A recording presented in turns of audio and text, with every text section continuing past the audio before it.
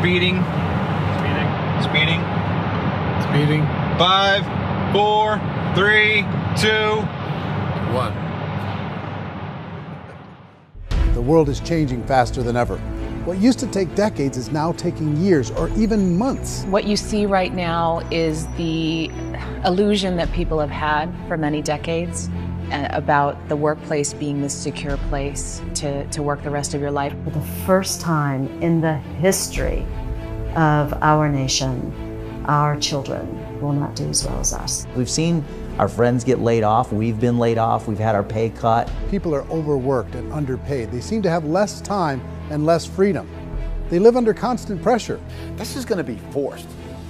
And so even if your employer loves you, they may have to cut you. There's something wrong that on Monday morning, the heart attack rate increases by 35%. Technology is accelerating, job security is declining.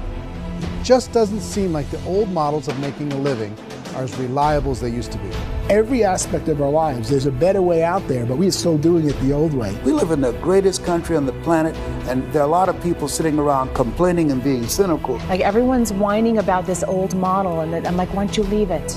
Look at all this over here. Look at all this opportunity. Since so much of our lives revolve around our work and the way we make our living, many people are thinking there just has to be a better way. The biggest challenge facing our world today is not making money, is what are we going to do with all the displaced, unemployed people? People are afraid that they're going to make the wrong decision. People are afraid of the unknown. People are afraid that maybe I don't have the skills. Hey, sports fans, industrial age is over. It's dead. It's dying. That's why going to school to get a job is an obsolete idea. A steady paycheck is an industrial age idea.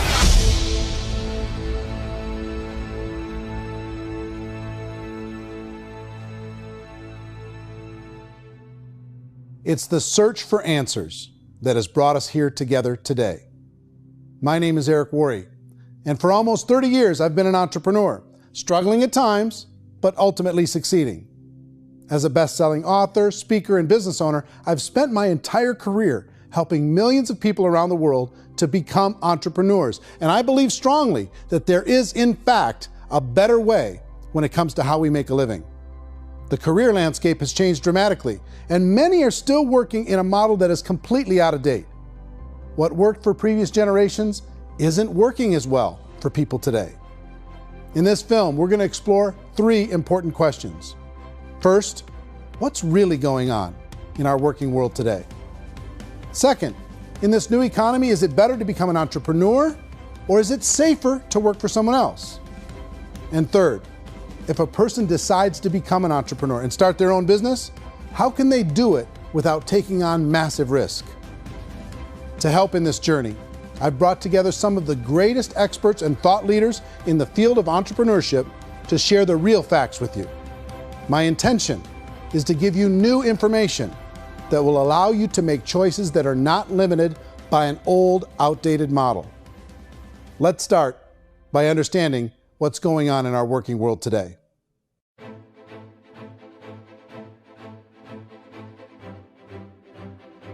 Let's look at unemployment. 30–40% of the people are honestly not working, but would be working. What our government does is if you haven't found a job in 6 months, we don't call you unemployed. We pretend you dropped out of the labor force. I've often said that unemployment, particularly structural unemployment, that's unemployment due to technological changes, is the first sign of economic growth. Think of it, 10 people live on an island. They go out every day and fish.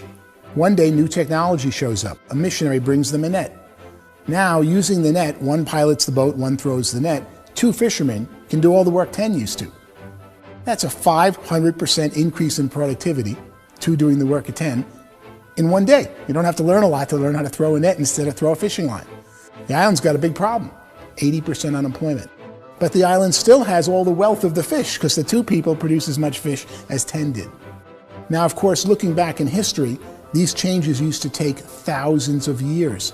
And during that time, we went into farming and transportation. Some of us became doctors and some teachers and lawyers, and we developed all these new professions and new manufacturing jobs. Today, these changes are occurring literally in one day when a new technological advance occurs, and we don't have the social structures to deal with it or to retrain the unemployed people. So one of the things that I think is interesting as I travel across the country and really travel around the world is the way that we work and the way we get paid for work is changing pretty dramatically. On a global basis, everything is being turned upside down because of the rapidly advancing technologies. They are eliminating many jobs, and we have been left with many people not prepared for the jobs that exist. A lot of demand in public companies was to squeeze out all the fat and to get just as much margin as we possibly could, and fat equals humans. So this idea of job security in information age is so obsolete, but it's still taught inside our school system, and that's where the problem starts. There's no financial education in the school system, and people are still trained to be employees to work for that paycheck. This is a chart on the middle class. What's happening in the middle class, those that went to school, their incomes have been coming down for years. And parents still say to their kids, go to school, get a job. Now what happens to all those middle class people who are dropping off the ends of the chart? Well, they become what's called working poor. And this is what happens to working poor. But they say poverty is ending. Well, poverty may be ending, but working poverty is going up. And this is food stamp usage. So food stamp usage in America is going through the roof right now, because people cannot earn what they call a living wage. Most people have experienced financial pressures that I think are probably greater than they have been in the past. If you're not working for yourself, then it's going to be a pretty hard road for a lot of people. Today, if you're going to control your future, the 40-40 plan is gone, where you can graduate from college and get a job and work for 40 hours a week for 40 years. That day is gone. So some of these charts actually tell you what's going on. And this is a really interesting one, you know. People are going back to school because if I go back to school, I'll get a nice job. But this is what's happening to, it's called Sallie Mae, which is the student loan guys. Student loan is going through the roof. It's now over $1 trillion, and student loan debt is worse than credit card debt. So when people stopped using credit card, the government got people into student loan debt. And the problem with student loan debt is you can never be forgiven. See, with credit card debt, you can declare bankruptcy and then all's forgiven. But student loan debt, you can declare bankruptcy, you still owe it. It's the worst of all debt. But this is the next picture. Look at this chart here. This is what's happening to wages of college graduates. It's going down. So you go to college, you rack up all this debt, but you earn less money. Now, that's not that intelligent. Average person who's been working a lifetime in America today is ending their lifetime at 65 with about $41,000 in assets. They earned just enough to survive. I think in the United States we have something like 17 trillion in debt. That's just the federal government debt. We got another 2 in municipal and in other, let's call it almost 20 trillion government. We've got 40 trillion in private debt. That comes up to close to 60 trillion. When you then add something we never had before, what you were talking about, when we look at the unfunded portion of Social Security and primarily Medicare, Medicaid, that at the most conservative estimates from outside firms, Kleiner Perkins, 67 trillion and growing. That's more than all our other debt. There's less conservative estimates that say it's 84 trillion or higher. I added up conservatively $127 trillion in total debt. Debt is a financial drug. When you take it to excess, it's like taking a drug. Yeah, it makes you feel better, it enhances your performance, but at a huge cost, eventually it kills you.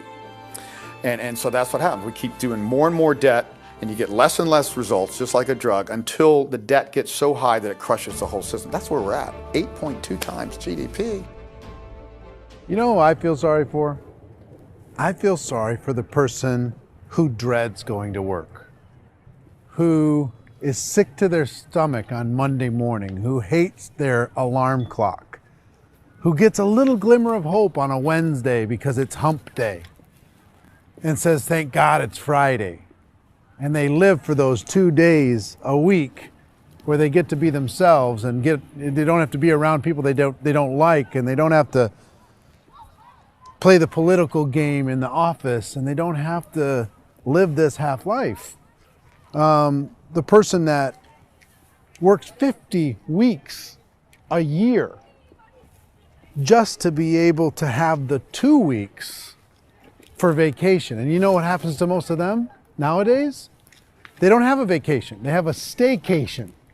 They have time off of work, but they don't get to go where they want to go because they're overextended. They've got all this debt. They got all this situation. They hate their alarm clock. They can't sleep until they're done. They have to spend most of their life in traffic. I feel sorry for that group of people because there's a better way. They just don't know it. I see this really interesting attempt at rugged individuality in a 6x8 rectangle.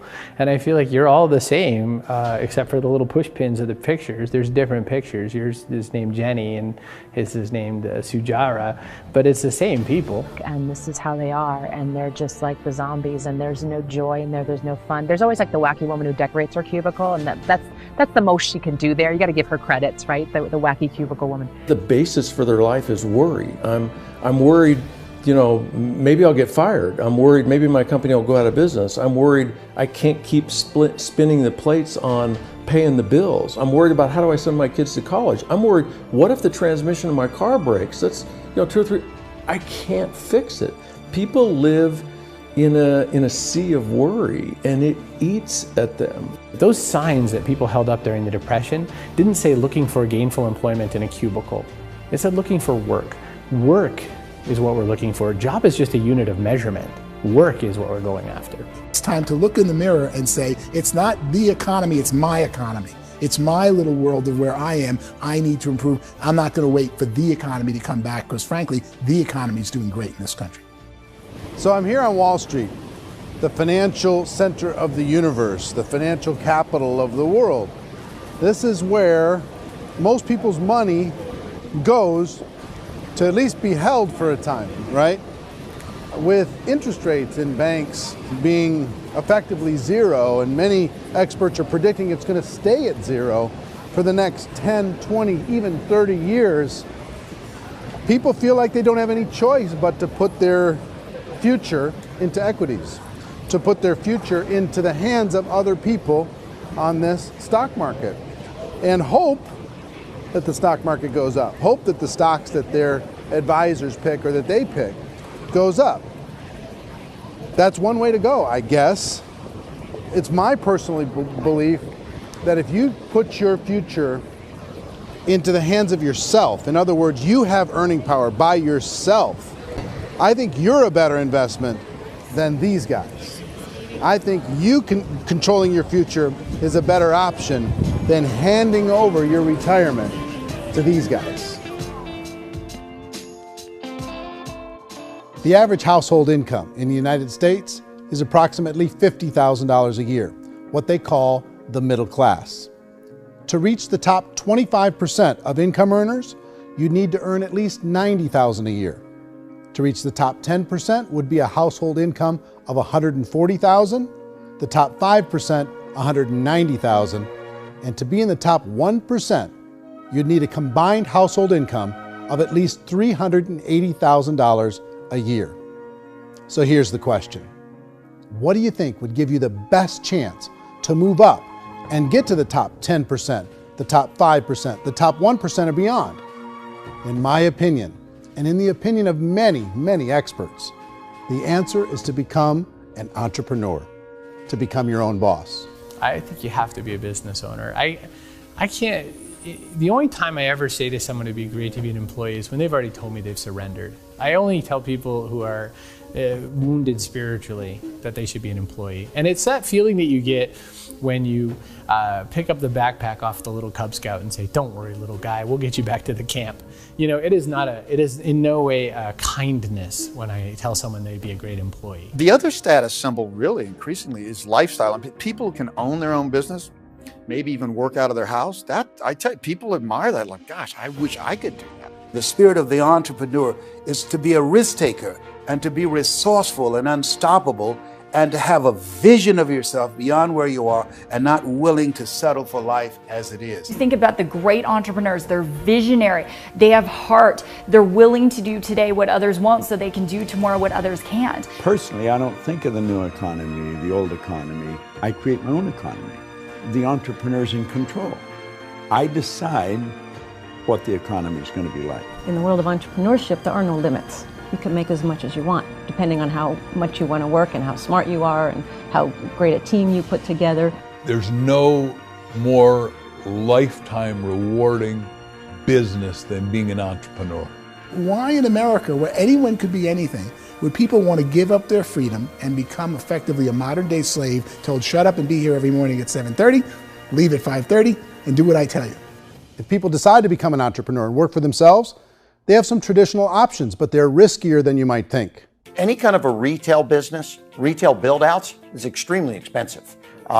Even just these small little yogurt stores where they're putting little yogurt machines and you get all the different flavors, you're spending $200,000, $300,000, $400,000 to open a yogurt shop. I would love to buy a Dunkin' Donuts, but it's $500,000 or so to start. I don't quite have that just-in-case money. Risk you can lose it all, and most guys do 2 or 3 times, and even big guys like Branson, because I'm such a fan of his, half his companies don't work. If you make $1 million, your problems are going to go. If you make $1 billion, your problems are really going to go. Just the opposite. You and I know when you're making $1 million, you get $1 million responsibilities. You make $1 billion, you got 1,000 times $1 million responsibilities. And most people say, I'd love to be my own boss. 70% of Americans would love to be their own boss, according to recent polls. But they don't know how to get there. Because what are you going to do?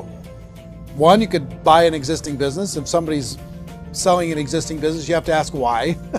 Usually because it's probably hard. It's probably not making as much money as they hope. 2, they could buy a franchise. A little less risk, proven system, but it's expensive to be able to do that. 3, they could start something from scratch. And that's where a lot of people feel like, I don't have the chops to do it. I don't have the money. I don't have the product idea. I don't have the expertise. I don't have whatever it's going to take to be able to get there, and I can't risk my family to do it. So 4th, they could become an investor. A lot of people in this town invest to try and figure out a way, but you got to be pretty smart with that game too, right? Venture capitalists, who are the very best and most sophisticated in investing in new breakthrough businesses, make it on 1 out of 11. That means 10 out of 11 are mediocre or fail. Most of them fail. That's the risk there. An angel investor is lucky to get 1 out of 15 or 20. A business is a team sport. Like, I have to have accountants, I have to have engineers, I have to have systems designers, I have to have sales, marketing, I have to have accounting, I have to have mission statements, I have to have legal and all that. The average Joe Schmo, even me, I go out there, I don't have the skills to put a business together. I think the bottom line for the 4 traditional options is they take money, sometimes a lot of it. They take expertise, and they take time. All of that adds up to just too much risk for most people. I bought a business from somebody else and it was a lot of work. And you start wondering, what did I just buy? Because I guess ultimately I own your email list and I just overpaid for it. People that start their own business, they spend a lot of money, they spend a lot of time, a lot of effort to get things started. And the more you invest on the upfront, the harder you typically work at it. Well, I can tell you what the success rate is of a restaurant. What is it? They're crazy enough. About 90% of them fail. About 90%, in how quickly? Year less. Wow. And if we're talking non-franchise, we're talking franchise, Sure. That's totally different. Yeah. But our students aren't getting franchise restaurants. You got to invest big money. Exactly. And with someone like McDonald's, you've had to work with the company for a long period of time, really know the Even have a chance at investing $1 million. have a chance, and it's a slim chance. What if there was a way that you had all the proven aspects, the comfort aspects, and you could still control your own life? What if there was both? In other words, you didn't have to create everything from scratch. You didn't have to be a super leader. All you had to do, what if there was a proven product already? You didn't have to create the product. And there's a proven system already, proven training already. Everything except an employer. That was the only thing that you didn't have. Do you think more people would be open to working for themselves in that environment?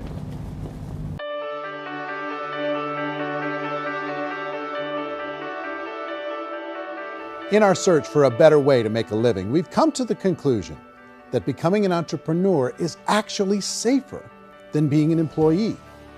And through our look at the entrepreneurial options, one particular path kept coming up from expert after expert. And I think most people will find it surprising because it's certainly a non-traditional business model. That model is for people to start their own business and become an entrepreneur through the creation of a network marketing business. Some people call it direct selling because the product is being sold directly from the manufacturer to the end consumer, cutting out the middlemen. Other people call it multi-level marketing, or MLM, because there are multiple levels of commissions paid. The most common term today is network marketing, because network marketing best describes using a large group of independent distributors, independent entrepreneurs, to move a product or service more efficiently. So my friend here, Donald Trump, and I, we always write about the network marketing industry. And the reason we support the network marketing industry is because it really is a business school for entrepreneurs. Because most people come out of school looking for a paycheck. Oh, that's terrible. I went to network marketing like that. I think if it didn't exist, we should invent it. It is that good. I think direct selling is a great way to do business today. It's very easy to get into that industry, and you can be self-employed, be in effect an entrepreneur. When we see multi-billionaires adding network marketing companies to their portfolio of companies, that would be a clue. When we see people who are very famous authors and very famous business people endorsing the industry, that would be a clue. These network marketing companies aren't $50 million companies, they're billions and billions of dollars. They lead the stock market, they're major companies. When we're going to get it?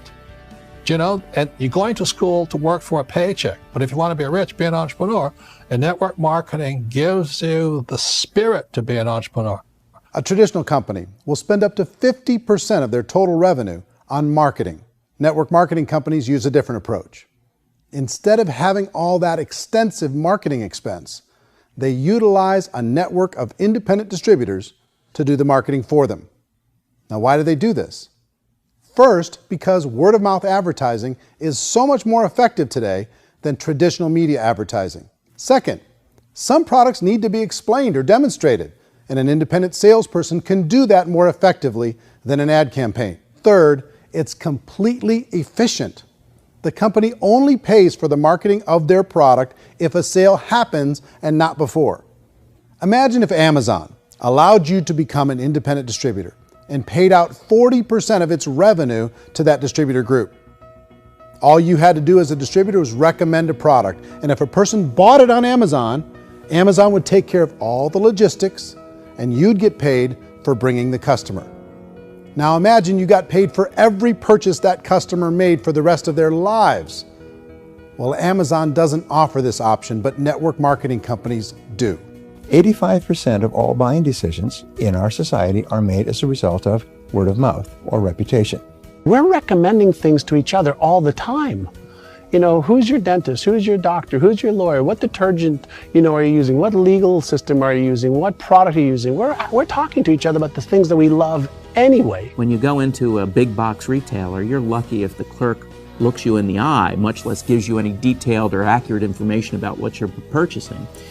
So of course, this personal information, this education coming from a friend, a neighbor, a relative, or even a stranger, but one who has experience with the product is extraordinarily valuable. As a matter of fact, network marketing can educate consumers probably better than any other form of marketing. It certainly can do better than advertising because advertising usually has a certain hype to it and you can only get limited information. So, network marketing trumps advertising. If you were a typical sales company and you wanted to sell $1 million a month worth of product, you might go find 100 superstar salespeople. The quota would be $10,000 a month. So network marketing as a distribution system just flips the numbers. So we use 10,000 happy, raving fans of a particular product, and we don't concern ourselves so much with how much product each one of them individually sells. If they sell just $100 or $200 a month, and there's 10,000 of them, you're selling $1 million to $2 million a month worth of product. And that's the best way I can explain how network marketing works. This is the marketing arm of the company. There's not money being wasted on bricks and mortar. There's not money being wasted on inventory that's sitting stagnant somewhere. There's not of employees standing around that don't have customers. These are people that are going to connect with customers. These companies allow people to become independent distributors for extremely low cost and with no minimum time or sales quota. Essentially, they own their own business and can provide as much or as little sales as they choose. In other words, the distributor gets all the benefits of traditional business ownership without the risk. The advantage of network marketing is the ease of entry, the low risk, and the low startup cost, because almost everything else has very high risk. You can get in for a minimal investment. You're buying into a system that's already been proven, products or services that have been proven to work. The keys to network marketing is providing an opportunity for the masses to get involved, providing an opportunity for the average person who doesn't have the resources to start their own business. All of this so far is fairly straightforward, but network marketing offers another benefit, and it's this benefit that makes it so interesting for entrepreneurs. Network marketing allows a distributor to build their own network of other distributors and then compensates them on the sales created by that entire group. Direct selling is, at its base, very simple. It's the sale of a product or service to an individual on a face-to-face, one-on-one basis, just the way we're talking right now. But there's an important element as well, and that's the offering in conjunction with that sale of product, the offering of an opportunity for someone to make something of themselves. No matter what your social status is, no matter what language that you speak, I mean, look how many unbelievable people are becoming successful that speak every kind of language out there. What an awesome gift to give the world. Instead of having to work your way up in a system and prove that you could be a sales manager, they just decided everybody can be a sales manager. Everybody gets to build a sales team from day one.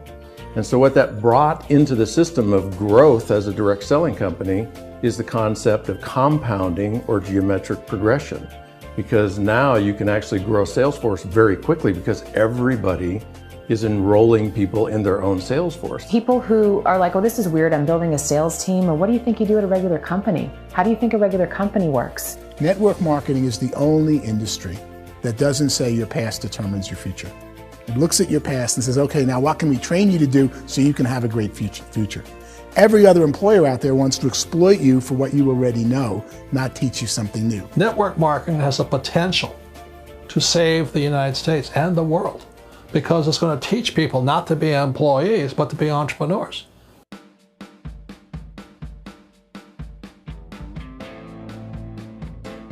According to the Direct Selling Association, if you add up all the network marketing companies around the world, they combine to do over $178 billion a year in retail sales. To give you an idea of how big that really is, the NFL, the National Football League, does approximately $9 billion a year. The music industry does a little more than $16 billion a year, and the movie industry does about $80 billion a year.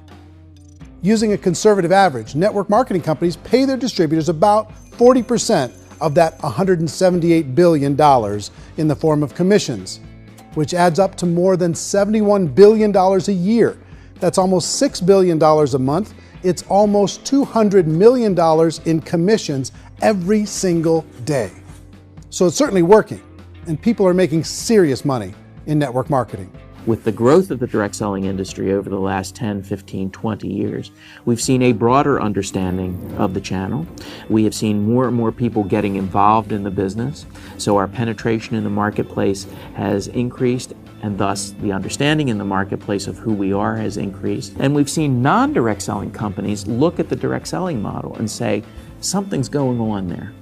People are making money. Companies are being profitable, individuals are being motivated, product is being delivered to market. Maybe we should explore this. Some people think only the people at the top make money. Well, let's take a look at that as well. In the network marketing profession, there are roughly 500 people in the world who earn over $1 million a year. If you round that number up to $2 million a year, that adds up to about $1 billion a year. That takes the $71 billion paid out each year down to $70 billion. So where does the rest of the money go? The vast majority goes to part-time people making anywhere from a few $100s a month to many thousands of dollars a month. It goes to people who choose to make it a full-time career move and earning even more than that. Every day, people are using the money they earn through network marketing to pay off debt, have more fun, and improve the quality of their lives. Everyone I know in network marketing has been doing that since the 50s. They go to work when they want to go to work. They stop working when they want to take time with their children to have a leisurely breakfast and discuss issues and drive them to school. They go back to work when they get home, wherever they're working out of. The biggest thing that I've seen is people that have become much happier in their life. MLM has probably made more millionaires of more people in more countries, and I've spoken to them in 67 countries, than any other single form of business, starting from nothing. If they have a choice between working a job for the next 10 years or working a network marketing business for the next 10 years, the result of working the network marketing business will be better. A lot of people within the industry go on and make this a career and do extremely well at it. Network marketing has been nothing but good for everyone I know that's been involved with it, because they did it seriously and they played full out and they've been very successful. It's been a constant barrage of success stories and people showing off stuff that they got as a result of it. How many people are involved? Approximately 16 million Americans and 96 million people around the world are currently participating in network marketing. And in a recent poll, 82% of those people report a good, very good, or excellent experience with network marketing. So people are happy.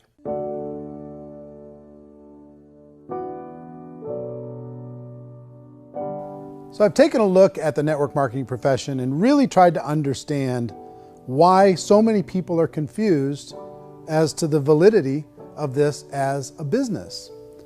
One is this pyramid shape. People get really messed up with this pyramid. Oh, it's one of those pyramid things.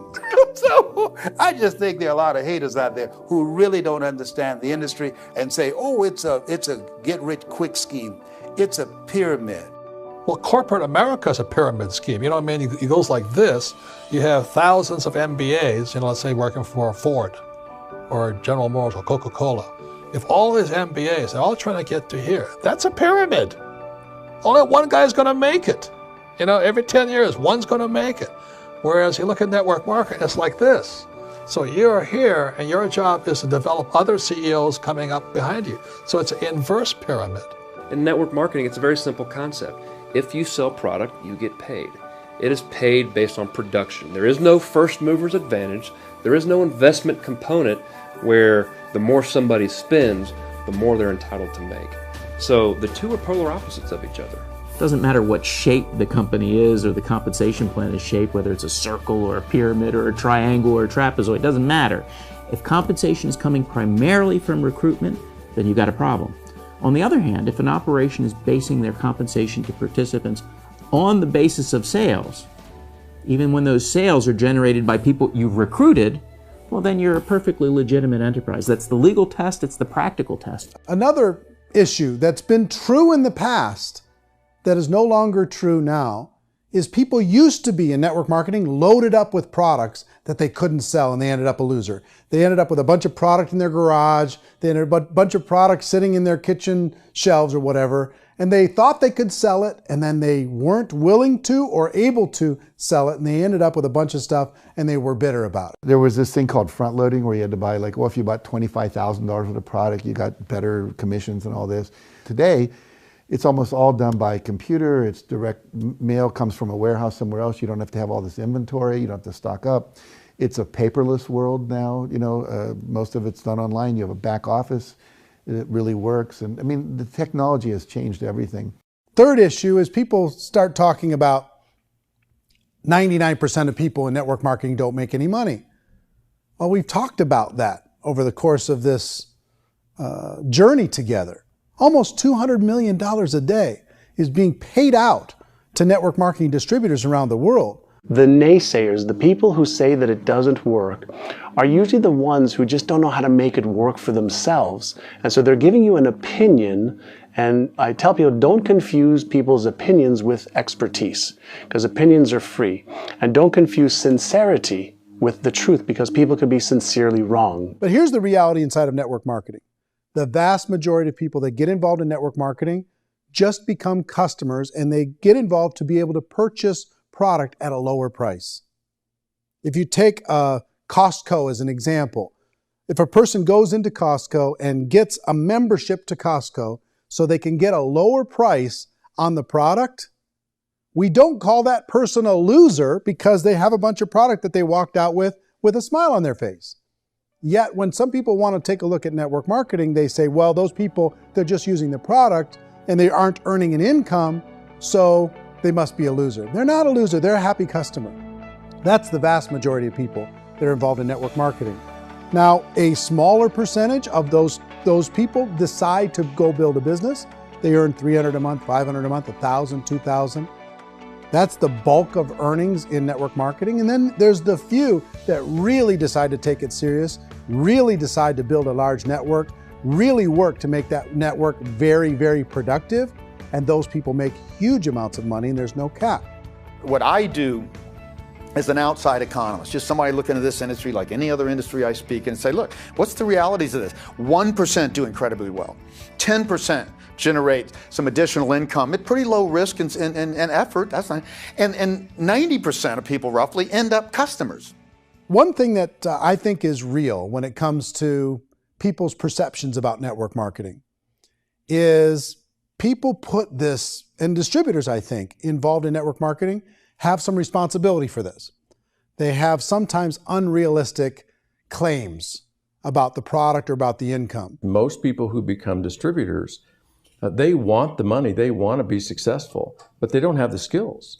They don't know what to do. And when people don't know what to do and they're in a new business, they're scared. And when they're scared, they panic and desperation kind of sets in. So they think everyone they talk to has to get in.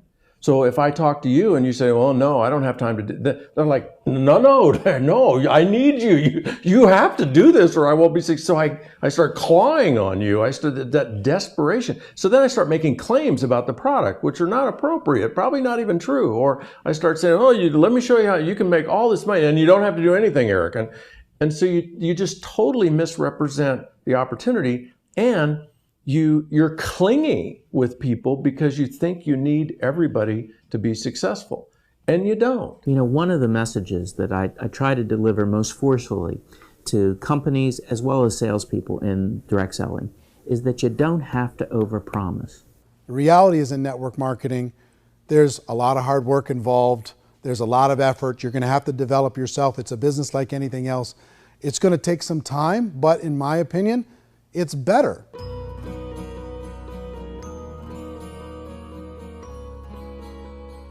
It's light years better for people starting today than it was even 5 years ago. I think it's more widely accepted now, and people understand it is a business. It is being an entrepreneur. It is being a business owner. Our belief system is based upon our evaluation of something. And frequently, if we reevaluate a situation, our belief about that situation will change. The industry has changed and it's grown up. It's totally transformed. You've got young people today that have grown up with social media, and they understand networks. They understand how people are connected through technology, and they understand how money flows through those networks. So when they see network marketing, they don't see it the way their parents saw it. And we've all learned, the larger industry that you represent, has all learned from those mistakes and flaws and errors that have happened early on. Early algorithms didn't work the right way. That's all fixed. It's like when they design a computer program, they design the program, then they run it, and then they go back through and they debug it. The MLM industry has been debugged. This is the day of being virtual, being able to run a business from your mobile phone. I mean, it's incredible. Companies are getting smarter. They're implementing more consumer protections. They're implementing more compliance training.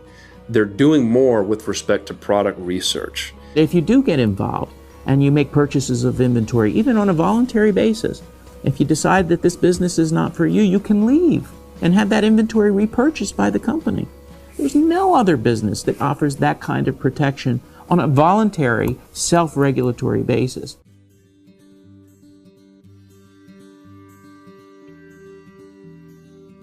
If you decide to look further into a network marketing business in order to generate more cash flow for your family, I would recommend reviewing the following 4 elements.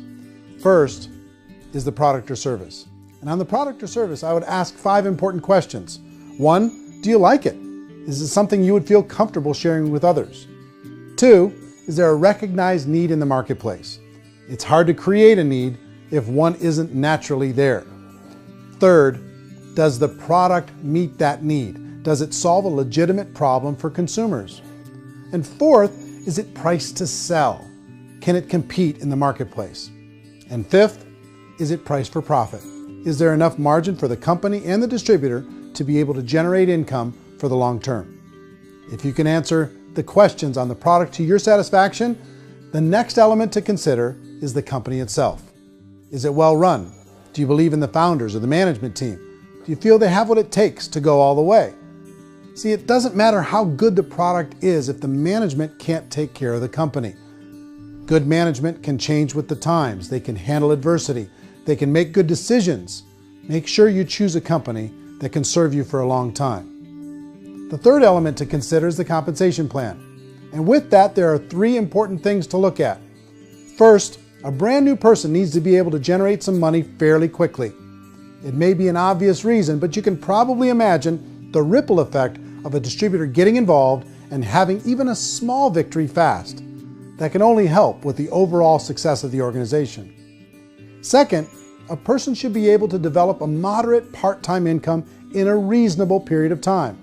As they develop their network and as their sales grow, they should be able to enjoy more benefits.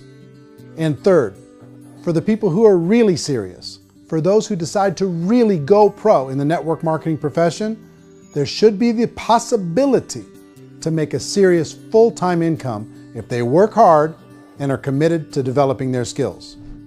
If you're comfortable with the product, the company, and the compensation plan, the last thing you should look at is the support that will be made available to you. Does the company have a website?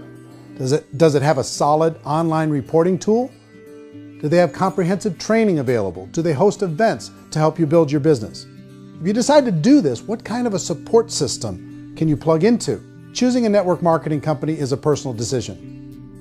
But evaluating the 4 elements of product, company, compensation plan, and support is a great place to start. Is the company promising that you're going to get rich quick or that you can make a lot of money without a lot of effort?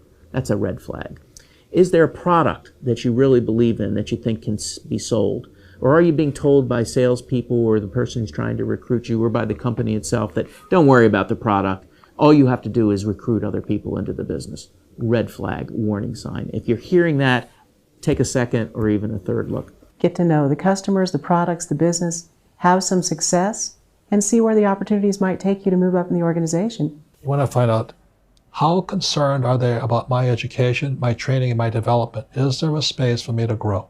Most important question. Learn everything that you can about the product. Make sure it's something that you believe in, and learn everything you can about the industry and work that system. You have to be very passionate about whatever that company is doing. I would get involved. You can always test drive anything, the product, the service, the community, and then lean into it a bit. If it feels good, then lean into it a lot. Behind me is the Lincoln Memorial. And this is a place where Martin Luther King Jr. had his famous "I Have a Dream" speech. And at that speech, he talked about his dream for equality for everyone around the world, and that's a noble dream. But I think more people need to remember what it was like when they were kids and the dream was still alive in them.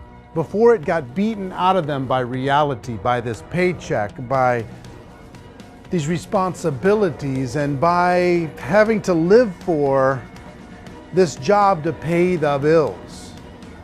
I think people need to remember that, go back to that.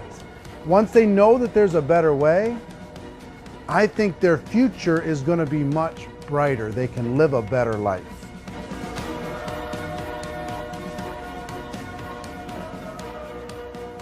So if you're considering getting involved in a network marketing company, let me offer you just a few pieces of advice. First, network marketing isn't perfect. It's emotional, it's challenging. Like any entrepreneurial venture, it can have its up days and its down days. But if you have an entrepreneurial bone in your body, it's just better. Second, if you're gonna do it, decide to be professional. Decide to go pro. It's better to do that than just be this amateur sticking your toe in the water. Third, as any professional, you're gonna have to learn some new skills. And I promise you, inside of the network marketing profession, they're not too difficult to learn. Fourth, like anything worthwhile, it's gonna take some time. Don't expect that you're going to get to the finish line right out of the gate. And fifth, it's worth it. It's worth it to be able to take charge of your life again. It's worth it to be able to control your own financial situation. It's worth it for the people you're going to be able to spend time with. It's worth it for the things you're going to be able to see and the experiences you're going to be able to experience. It's worth it for the causes you're going to be able to contribute to, the lives you're going to be able to touch, the customers you're going to be able to help, the friendships you're going to be able to develop. I promise you, it's worth it. Remember, most people are searching for answers just like you are. But I do have to tell you the catch to network marketing. If there is a catch, if you want to understand this from an emotional point of view, people say, well, it sounds too good to be true. It's not, it's hard work. But here's the catch. Most people still don't understand it. So you're going to have to endure the loss of social esteem from ignorant people. The uneducated will think less of you. Now, if you can handle that, you're on your way. If that's going to destroy you, you know what? Entrepreneurship in general probably isn't in your future. If you can face that catch, you can become unstoppable. I want everyone to really contemplate this if they're not in network marketing. You're in a job, you probably have a mortgage, you have rent, you have debt, whatever's going on. You're in a prison. You work just hard enough to keep them from firing you, and they pay you just enough to keep you from quitting. Come on! I've been there, done that, and bought that t-shirt. In network marketing, if you run into failure, it's really just a homework lesson for yourself. There's no one to blame. You really have no excuse not to be successful. You just don't. People don't want to hear that, but there's so much available to you. If you want to be a good network marketer, be a student to the people above you, be a fellow traveler to the people on the same level, and be a teacher to those below, and know when it's appropriate to do which. People who are not afraid of asking people to buy things, or not afraid of persuading people with a chance they may say no, these people own the future. Nothing happens until something moves. So you got to go move, you got to go do something, or nothing's going to change in your life. In the beginning, you're going to do a lot of things that you don't get paid for. But as you go down the road, you get paid for a lot of things that you don't do. And your job is rehabilitate the spirit, the entrepreneur spirit in all of us. You get it back. Either give it a strong yes or a strong no, but no wishy-washy, dilly-dally stuff in the middle. There's dreams and there are nightmares, but I believe that the biggest nightmare of all is when you don't pursue your dream. You're going to see some monumental growth in this profession. It's an exciting, exciting time to be involved with the network marketing profession. The next 10 years, I see just exponential growth. When that tipping point comes, it's not a matter of asking somebody, have you ever heard about network marketing? You're really asking them, which company are you building your wealth in? We are here to fix the world, to improve relationships with other people, to improve other lives. And the real reward comes as an entrepreneur in any level from teaching somebody something and watching them soar. There is no greater reward.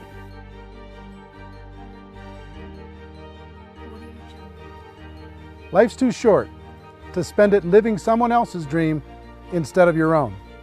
It's too short to spend it living at a fraction of your potential. Can being an entrepreneur be a challenge at times? Sure. But here's what you get in exchange. It can be yours. Something that you built, something that you created, something that you made happen. This balloon represents your dream. It represents entrepreneurship. My wish for all of you is that you would reach out and grab it. The choice is up to you.